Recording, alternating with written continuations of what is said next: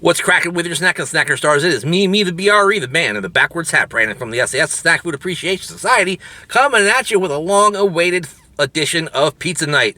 I am back once again to try out the newest and latest and greatest pizza, even if it's not all that new and not all that late, and hey, it might not even be all that great, but it is something that's been around for a long time that Pizza Hut has put a new spin on, so to speak. Get what I'm saying? We'll find out more about it when we put it in the pan right after this on Pizza Night.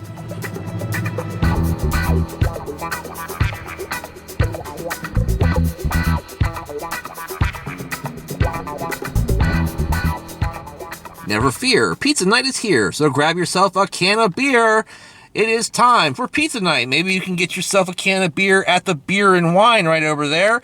I am at Pizza Hut on Frederick Road. I'm not sure what this shopping center is called, but I do know that there's a honey pig buffet in there, and everybody in the gated community knows that that's a good thing. You've also got Great Wall over there. It's a Great Wall supermarket. Up along the horizon, you have Bonchon Chicken. Love the wings at Bonchon. And then there is a Dunkin' Donuts over there. The reason I'm here at Pizza Night tonight is to check out something that they're calling new and improved, but they're also calling it an original. So I'm a little bit confused, but everyone knows back in like the late 70s, Pizza Hut added a brand new type of crust to their ball game, and that was pan pizza. Well, it became one of the most popular types of food or pizza that was sold at Pizza Hut at the time, and it came in a big metal pan. And it had that thing that would hold on to the side of the pan, and they put the pan down right there directly on your table, and it was nice and thick and greasy and buttery and crunchy, and it was so good. And over the years, I just think that's not been quite the same quality. Well, Pizza Hut is now claiming that their pan pizza, has a crispier crust and tastier cheese and sauce. So I don't know if that means that all of their cheese and sauce is tastier across the board now or just on the pan pizza itself. Not really sure. Now, lots of confusing things going on with this price right here. I got this, which is a large 3-topping for $9.99. Now, they're actually running a special nationwide where if you order online, you get a 2-topping large for $7.99. They don't offer that coupon here on any of their pizzas, much less the pan pizza. So I went ahead and looked for another deal, and they said they had large pizzas for $7.99 with 3 toppings. So I went ahead and added the pan option to that, and it brought it to $9.99 plus tax, which comes to $10.59. Let's see if I can pull something close to a 420 slice out of this bad boy and show it to you.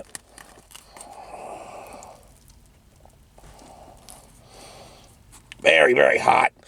Ooh, look at all that cheese. It's very thick. Things are falling off already. Let's look at that backside. Looks nice and baked and buttery. I'm liking what I'm seeing so far, guys. Liking it quite a bit. Alright, guys. I'm going to let this thing cool down for a couple minutes, and I'll be right back to put it in my mouth and let you know what I think about it on this edition of Pizza Night. Alright, gang, I am back with this slice of pizza.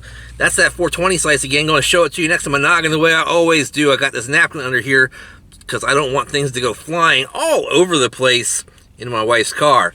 Anyhow, this thing looks really, really good, and I got pepperoni on it, of course, because pepperoni goes on every pizza. I got their quote-unquote pork topping, which basically seems to be sausage without all the sausagey type seasonings, right? And then I also got ham, because I love the combination of pepperoni and Canadian bacon, for example, and this is about as close as you can get.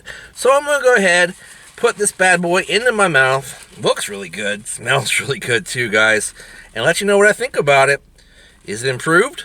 We'll find out.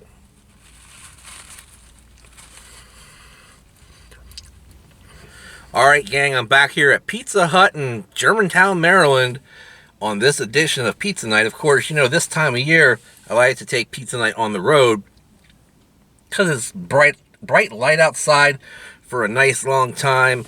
and nice and warm outside, and stuff like that, just a change of location, even though I haven't really done a whole lot in my new set, and there's reasons for that. But anyway, let's talk about this pizza, which is what I'm here for. It is definitely different than a regular pan pizza from Pizza Hut, and for the most part, I don't know that it's for the better. In fact, I'd say probably not. One thing is improved, and I'll get to that, but let's build this thing from the bottom to the top the way we always do. Starting with the improved crispier crust. It's not crispy. It's not crispy on the bottom at all. Not one bit, even though it had some goldenness to it and looked like it had been brushed with butter or something like that. Did not come off crispy at all. And it was, not quite as thick on the inside, therefore not being quite as chewy. And it's supposed to have maintained its chewiness, and it really wasn't chewy. Not quite as buttery as the regular pan crust either. So very, very confused as to how this is improved over something that's been so good for so long. But so far, not so good for this particular improvement for Pizza Hut. Then you go to the next improvement, which is supposed to be a quote-unquote tastier sauce that has absolutely no flavor whatsoever. I took part of the toppings off and licked the crust where the sauce was. I put the sauce on my finger. I licked my finger. It was wet. It was warm and wet. That's about the best thing I can say about it. It had a little tiny bit of tomato flavor in the back end, but for the most part, it tastes like absolutely nothing. And I don't see how that's improved either, guys. I'm confused. All right, so getting to the new and improved tastier cheese. That is where the improvement lies, ladies and gentlemen. This is a much softer cheese than what I'm used to from Pizza Hut. It doesn't break apart. It's a lot stretchier than I remember Pizza Hut being in ages, at least since the 70s. The flavor is not outlandish. It's okay. It is tasty. It's nice and salty, and it's got a nice creamy balance to it, which is pretty good too. Overall, the cheese so far is the highlight of this pizza. That is until you get to the regular toppings, of course. The pepperoni is fine. I love Pizza Hut's pepperoni. That's one of the few things I really do love about Pizza Hut. It cooks up very nicely. It produces a nice leather pretty quickly without having to burn it up too bad. And got a nice zesty flavor too. So I like their pepperoni quite a bit. That pork topping is not very inspirational, guys. I don't know why I got that. I should have gotten regular Italian sausage, but I decided not to because I didn't want anything too terribly zesty, Didn't want to get heartburn or something. I'm getting old that way.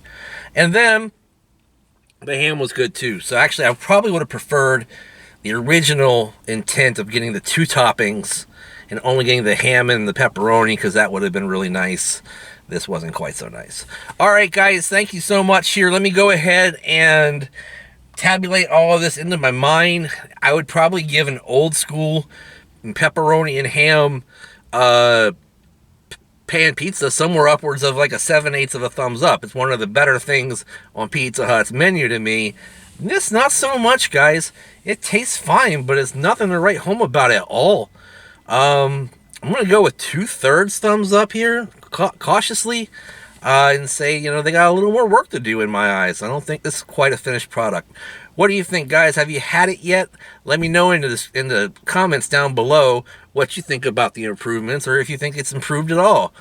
I just don't get it. Anyhow, check out all of our social media exploits, including our one of a kind Facebook group with so many of the coolest people in the world that are in that group, and you should be too. Why aren't you? Make sure you click on the description down below in the rather, click on the link in the description down below so that you can join the Snack Society Facebook group. Also, support us on Twitter and Instagram, and especially on Patreon, where you can help the Snack Society grow and get exclusive content every week. I'm not just whistling Dixie, guys. That is a fact. You get at least one video every week that's exclusive to Patreon. So watch out for that and become a Snack Society supporter on Patreon. Also, Like I said, Twitter and Instagram, I'm at Brandon Reich SAS. Make sure you use the handy hashtag SnackSociety all day, every day. That way we know what you're eating and you know what I'm eating too. And ladies and gentlemen, I am having a hard time with this exit. I am falling apart as we speak, but I would like you to like, comment, share, and subscribe. Ring that bell to be notified. And in the meantime, in between time, I'm going home. I'll see you next time. Bye.